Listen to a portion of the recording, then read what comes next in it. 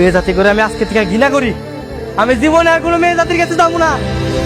আজকে থেকে আমি কোনো মেয়ের পিছনে ভাগবো না, কোনো মেয়ের কাছে যাবো না, আর জীবনে কোনো মায়ের বিয়ে করবো না, কোনো মায়ের লাগা নিজের কষ্ট পাবো না। তোরে তো আগেই কইছিলাম এই মেয়ে ভালো না, আমার কথা তো শুনোস নাই। আগে যা গেছে গেছে, সব বাদ। দেখ, যেটা হয়ে গেছে সেটা তো আর ফেরত আইব না। তুই শুধু শুধু এগুলো নিয়ে মন খারাপ করিস না।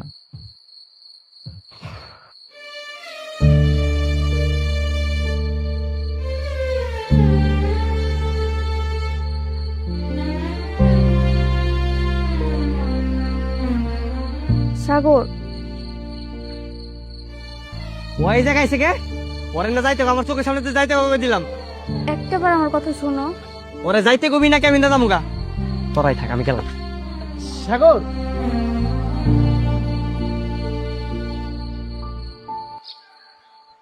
শোন, তুই একটা কাজ কর, তুই ওদের বাড়িতে যা, ওদের বাড়িতে গিয়ে আর বাপ মার সাথে কথা বল।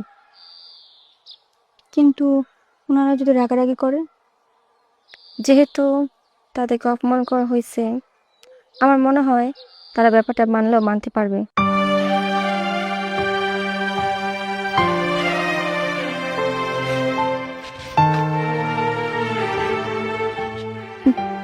চাচি, আসসালামু আলাইকুম।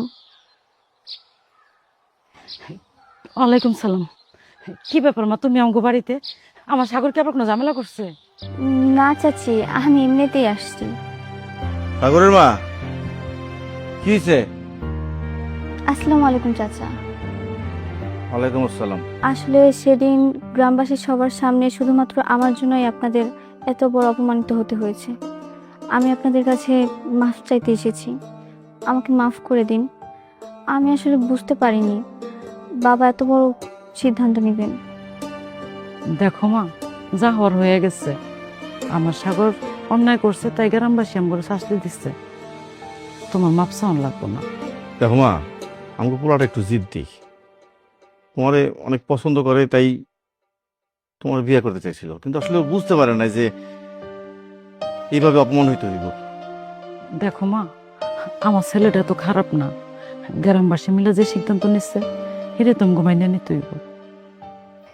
চাচা, আমি তো আপনাদের মেয়ের মতো, আমাকে কি মেয়ে মনে করে মাফ করে দেওয়া যায় না? দেখো মা, যা হওয়ার তো হয়ে গেছে, এখন আর ওইসব কথা বলে তো আর লাভ নাই।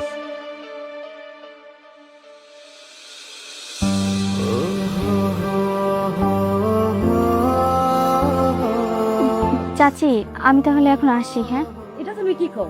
কোনোদিন আমাকে টাহর নাই, এই প্রথম আইছো, কিছু মুখে না দিয়ে যাইবা? চলো ভিতরে চলো। না চাচি, কিছু খাবো না। আর তা বললে হয় নাকি? প্রথমবার আসছো, একটু বসো, একটু পানি তো খাই যাবা।